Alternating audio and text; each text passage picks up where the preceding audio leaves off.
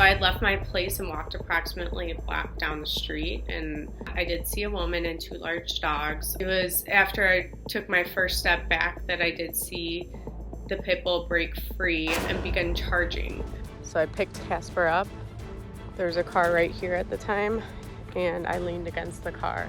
The Pitbull did lunge and grasp onto his abdomen, so he was essentially deboweled from the moment of impact. The Akita had lunged and it latched onto his neck.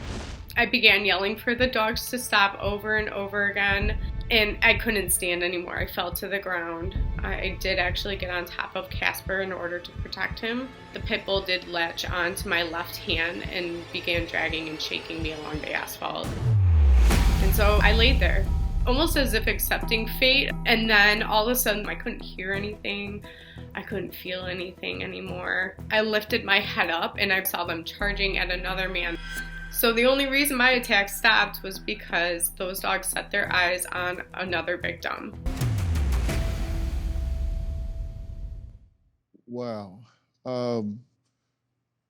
That's just shocking, right? I mean, you're just out on a stroll and then all of a sudden you're attacked by what are vicious animals. I mean, they may be somebody's pet, but to you, they became vicious attack dogs. I've never experienced something like this before, and I hope to never experience it again either. These dogs are powerful and were on a leash with the dog walker and they broke free, but did the dog walker do anything to assist, to help? So I do want to make it clear that the dog walker, who was the aunt of the owner, she knew the dogs were aggressive. She knew all of this, that they were aggressive both towards people and animals, and didn't put the proper collars on.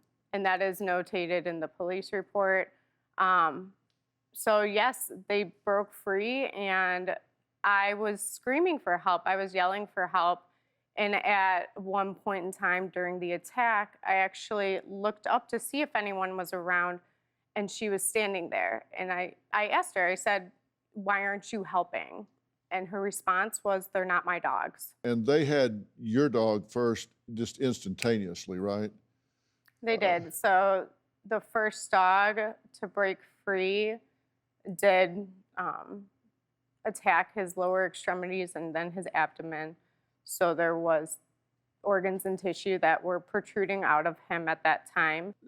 And sadly, your dog did not survive. No, he didn't. Right. And you were impacted as well. You've got scars all over, and you still don't have feeling in some of your fingers and hands, right? It crushed the nerves in my hands.